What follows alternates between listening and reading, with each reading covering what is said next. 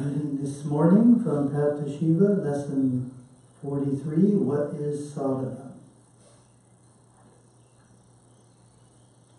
There are three dimensions to our being: physical, emotional, intellectual, and spiritual. All three need attention for optimum health. Exercise strengthens our physical body. Learning and practicing self-control expands and enhances our emotional, mental capacity. Through sadhana, spiritual practice, we exercise our spiritual nature by taking time to experience it. Most of the time, we are so wrapped up in our outer nature that we are hardly aware of our deep, glorious inner reality.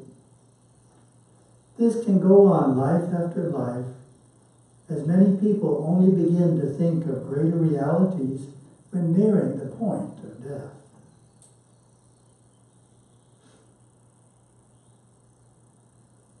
We give time to our spiritual nature by performing religious activities, ideally as a daily vigil or spiritual exercise. During this quiet time alone, we focus on life's inner purpose, which is to make spiritual progress. Puja, japa, scriptural study, hatha yoga, and meditation are all forms of sadhana. Some sadhanas are yearly, such as going on pilgrimage. Some may be assigned by the Guru as a one-time practice. A popular sadhana is chanting Om 108 times each day. The 10-minute spiritual workout is becoming popular in today's busy world. These times of quiet retreat from life's hustle and bustle are underrated, their benefits overlooked. Sadhana builds willpower, faith, and confidence in oneself and in God, gods, and Guru.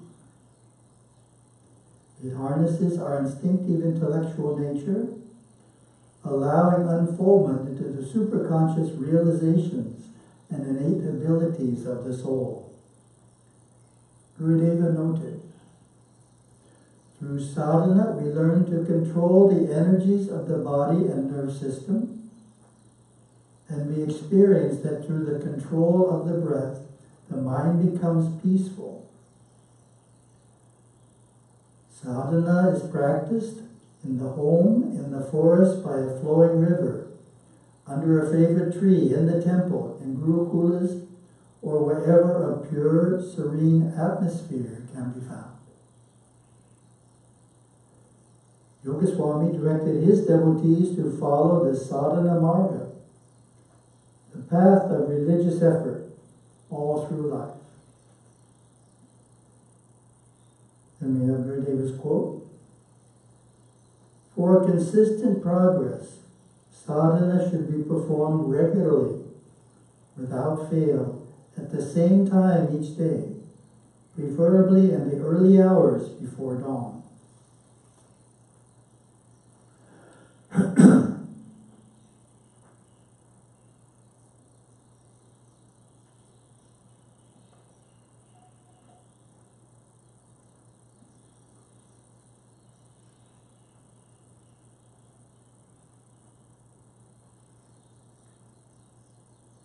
The idea of a regular daily practice, as I mentioned regularly,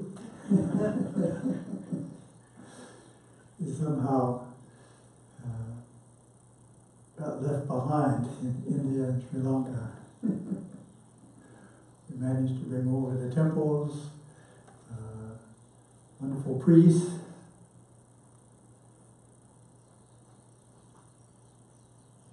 Hindu philosophy, idea of attending a puja, but the idea of a personal daily practice didn't come over. Still there in India and Sri Lanka. Not as much as it used to be, but it's still there. I was reflecting on a story. It impressed me. I think it was 1974 in Jaffna. We were visiting a priest's home. One of our hosts was taking us there. And the priest had a personal practice. And I think it took him about 2 hours every morning. So in addition to his priestly duties at the temple, every morning before he started his priestly duties, he spent 2 hours doing his vigil. I said, oh, that's dedication. Wasn't used to seeing a priest also do a personal vigil. It impressed me a lot. Well, of course, 2 hours is a lot, and life is getting busier every year. So that's why our spiritual workout is 10 minutes. Everyone can find 10 minutes. You just shut off the TV 10 minutes earlier. Stop chatting about the day 10 minutes early, whatever. You go to bed 10 minutes earlier, you get up 10 minutes earlier, and there's 10 minutes. Easy to do. And of course, it's not supposed to just remain 10 minutes, but 10 minutes is a good start, and Gurudeva in the Master Course suggests half an hour is good for adults. And then, of course, for our initiates, we expect a full hour. It gets more and more.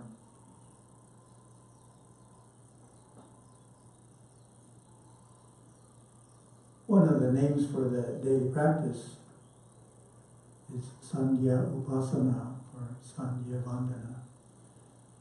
So it just means a practice done when the time of day is changing from night to day or day to night. Sandhya, the change of the day.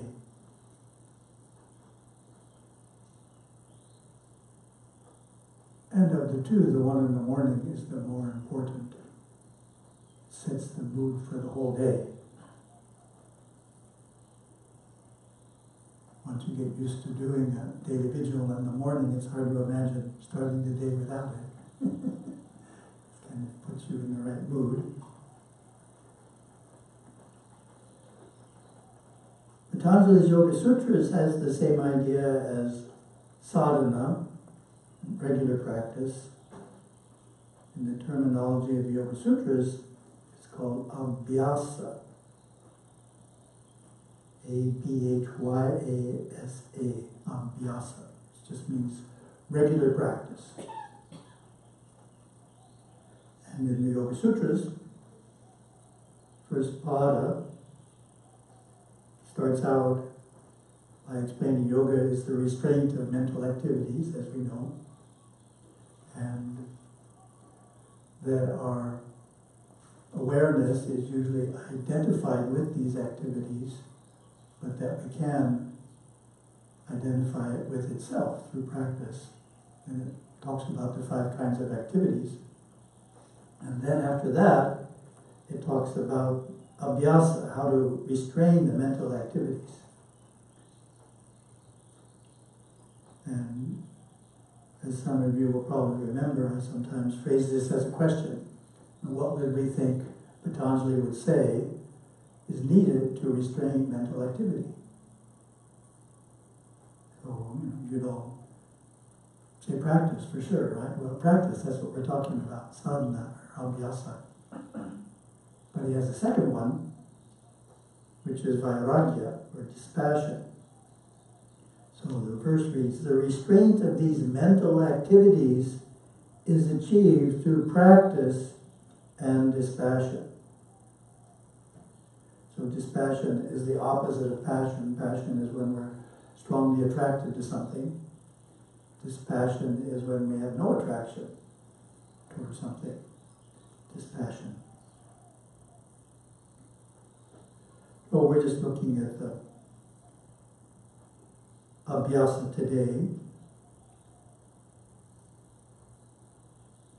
Defines it in the next verse. Practice, abhyasa, is the exertion to achieve steadiness in the state of restraint. So my comment is, the verse is defining what we're trying to do. The point of yoga is to sit with a controlled mind without losing control. You want to achieve steadiness, and practice is the effort to achieve that.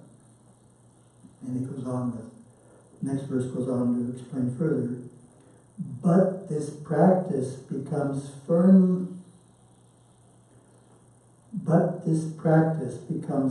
firmly grounded only after it has been cultivated uninterruptedly and with devotion for a long time. So that's longer than a weekend seminar, right? Weekend seminar won't do it. Even a couple of years won't do it. A long time is a long time. So, talking about years of practice. And uninterruptedly, is another way of saying regularly or daily.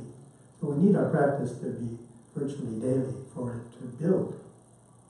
And then he brings in the other ideas. We need devotion. Patanjali is not usually thought as talking a lot about devotion, but it pops up regularly. A couple times each chapter, the idea of devotion pops up. So my comment is, this verse is stating that we will be successful if we do the practice with devotion and consistently for long periods of time. It's not a quick process, but rather it takes time.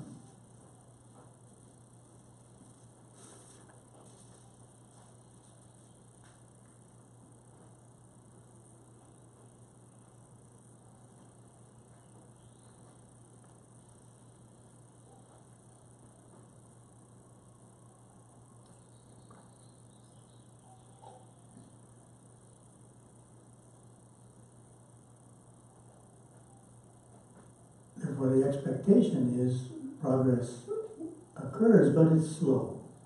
It's not an overnight happening, and that's because the mind changes slowly, but it does change. Both the conscious mind and the subconscious mind. Our ability, as Gurudeva pointed out, our ability to control emotions is important.